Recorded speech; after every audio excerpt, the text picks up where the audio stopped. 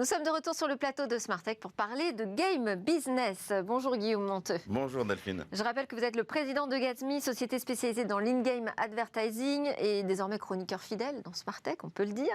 Donc cette semaine, vous voulez nous parler des jeux en monde ouvert et revenir aussi sur la déconvenue du jeu Cyberpunk. Cyberpunk 2077. Cyberpunk 2077. Faire un bon jeu, Delphine, on l'a déjà dit, c'est très compliqué. Il faut une bonne direction artistique, il faut un bon scénario, il faut une bonne prise en main, que les règles soient compréhensibles simplement, une bonne durée de jeu et finalement un bon gameplay. Il faut que le jeu soit fun, qu'on ait envie d'y jouer parce que devant un jeu, on n'y est pas comme devant un film pendant 1 heure ou 2, on y est pendant des dizaines d'heures. Donc c'est compliqué. Et c'est d'autant plus compliqué que qu'est-ce que c'est qu'un bon jeu ? Peut-être que vous allez bien aimer le Scrabble, moi je vais bien aimer Minecraft, ou peut-être l'inverse, ça dépend de chacun et de chacune. Il y a une catégorie de jeux solo qui fait à peu près l'unanimité. Aujourd'hui, c'est la catégorie des jeux en monde ouvert. Alors qu'est-ce que c'est qu'un jeu en monde ouvert ? C'est un jeu dans lequel vous allez pouvoir vous balader, vivre votre vie, être libre de faire à peu près ce que bon vous semble, et ce, indépendamment des contraintes qui sont imposées par l'histoire du jeu. Alors, je vais vous expliquer un petit peu comment est-ce qu'on en est venu là. Il y a une quarantaine d'années, les jeux dans lesquels vous alliez sauver des princesses enfermées dans des châteaux, ça ressemblait plutôt à ça.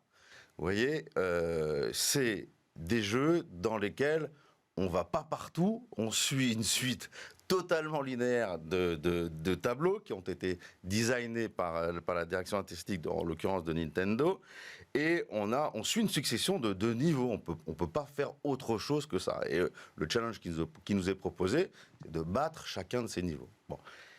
Ça, c'est du 2D. Dans le monde 3D, il y a exactement la même chose. Je vais prendre un exemple. C'est un jeu de sport qui s'appelle Steep, fait par Ubisoft, dans lequel, voilà, pour progresser en ski, en l'occurrence là en surf, ben voilà, il faut suivre, il faut dévaler des pistes successivement, si vous voulez, proposées par le jeu. Donc ça, c'est la première étape. Deuxième étape, c'est les jeux dans lesquels vous avez l'impression d'être libre. Mais en fait, vous n'êtes pas libre du tout. C'est des jeux comme Uncharted, c'est des jeux comme The Last of Us, où les décors sont somptueux, vous avez l'impression de pouvoir aller un peu partout, mais dès que vous vous éloignez un petit peu de la trame principale, ben vous êtes bloqué par des feuilles un peu hautes qui vous empêchent de passer, ou des ravins infranchissables. Bon, je mets dans la même catégorie que ça les jeux comme Animal Crossing, où vous avez aussi l'impression de faire plein de choses, mais in fine, vous allez commencer par secouer les arbres pour chercher des pêches, pour aller chercher du bois, et vous allez chasser des insectes. Bref, suivre une séquence orchestrée par les auteurs du jeu.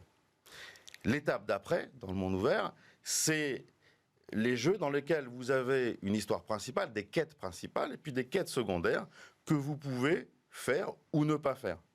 C'est des jeux comme BioShock, comme la série Horizon, c'est des jeux comme Death Stranded. Et puis, vous les faites pas, vous avez une certaine liberté. D'ailleurs, le fait de faire des quêtes secondaires peut avoir des influences sur la quête principale.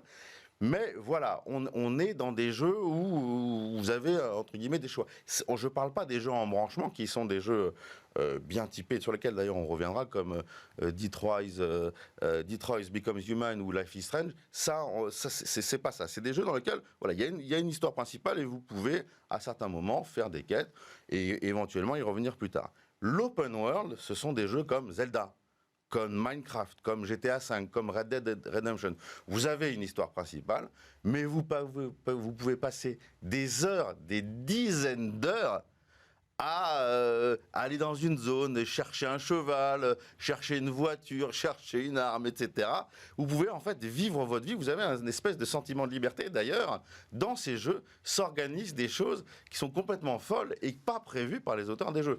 Par exemple, dans Red Dead Redemption, vous avez sur YouTube voilà, des kills de PNJ absolument incroyables. Vous avez dans Minecraft des constructions qui sont complètement folles et typiquement, ils ont recréé le Titanic, ils ont recréé des villes de Game of Thrones. Voilà, c'est assez impressionnant. Je terminerai un petit peu cette virgule sur les open world par les open world en VR, puisque en VR, vous pouvez aller dans des musées, vous attarder sur une œuvre et moins sur une autre. Et là aussi, avoir un sentiment de liberté et de choix. Vous pouvez aller dans des paysages complètement magnifiques et vous balader. Enfin, vous pouvez aller dans des stations spatiales, monter en haut de l'Everest, faire tout un tas de choses en VR dans le marché des open world.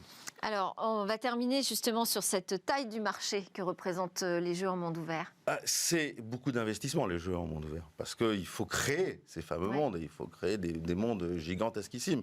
Et puis, il faut aussi les alimenter, c'est-à-dire créer des événements et ou donner des capacités aux joueurs pour quand même y faire quelque chose dans ces endroits. Donc, ça coûte très cher, mais ça rapporte énormément d'argent. Je vais prendre encore une fois une comparaison avec le monde du cinéma. Le nombre de films qui ont rapporté plus d'1 milliard à leurs auteurs, il y en a 5. Pas énorme. Regardez les jeux en monde ouvert. GTA V a rapporté plus de 6 milliards de dollars à Rockstar. Red Dead Redemption a rapporté plus de 2 milliards de dollars à Rockstar. Minecraft a rapporté plus de 4 milliards à Microsoft. Et il n'y a pas que l'argent qui est rapporté aux éditeurs. Je prends un exemple comme par exemple Microsoft Flight Simulator 10.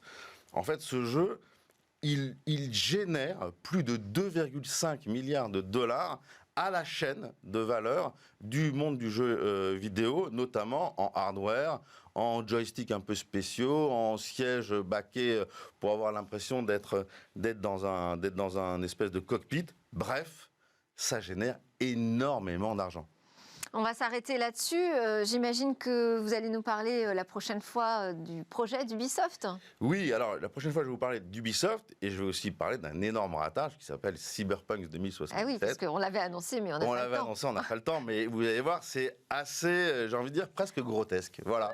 Merci beaucoup, Guillaume Monteux de Gatsby. Nous, on part à la découverte d'un télescope, un télescope fabuleusement simple à utiliser, mais fabuleusement intelligent surtout.